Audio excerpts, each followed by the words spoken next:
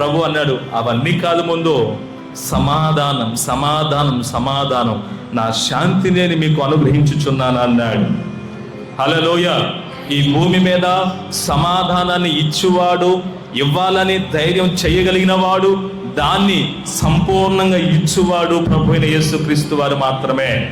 హల్లెలూయా, హల్లెలూయా.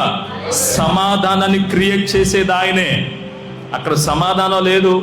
10 మంది కొట్టుకుంటున్నారు, పిచ్చి పిచ్చిగా కొట్టుకుంటున్నారు, తలల భాగంలో కొట్టుకుంటున్నారు, కాళ్ళు చేతులు ఎర్రగొట్టుకుంటున్నారు.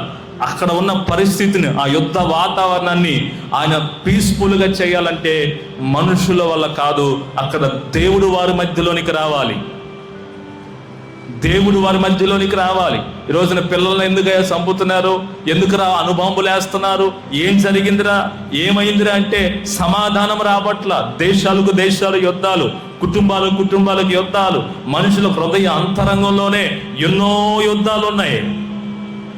పట్టుమని ప్రశాంతంగా ఇంట్లో కూర్చొని మనశ్శాంతిగా భోజనం చేసిన రోజులు మీకు ఉన్నాయా? చాలా తగ్గిపోలేదు? తగ్గిపోయినాయా లేదా?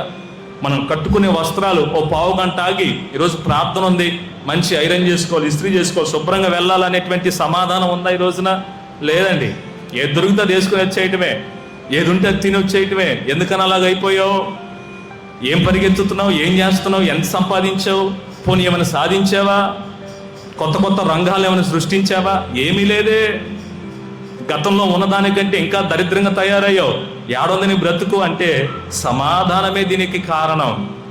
సమాధానం లేకపోవటమే మనుషుల్లో దీనికి కారణం. పిల్లరా, ఒక్కొక్కడు అంటాడు, మా ఆయన మంచోడండి, మా ఆవిడ మంచిదండి, మా పిల్లలు మంచోళ్ళండి, పలానా అండి. ఓకే, బాగానే ఉండండి. కాసేపటికి 10 రోజులకి ఆ మంచితనం పోయింది.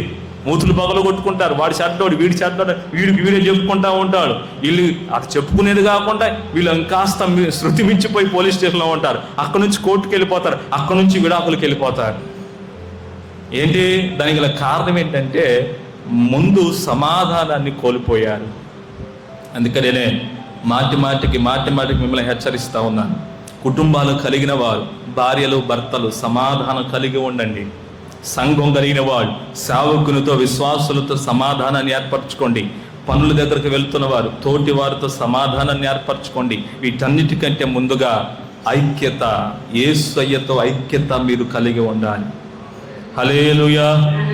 ఆయన అన్న మాట, తన ప్రజలను సమాధానముతో ఆశీర్వదిస్తాడు. ఆయన తన ప్రజలనే మాట ఎందుకు రాశారు అంటే ఆయన అందరికీ సమాధానం అనే వరాన్ని ఇవ్వడు.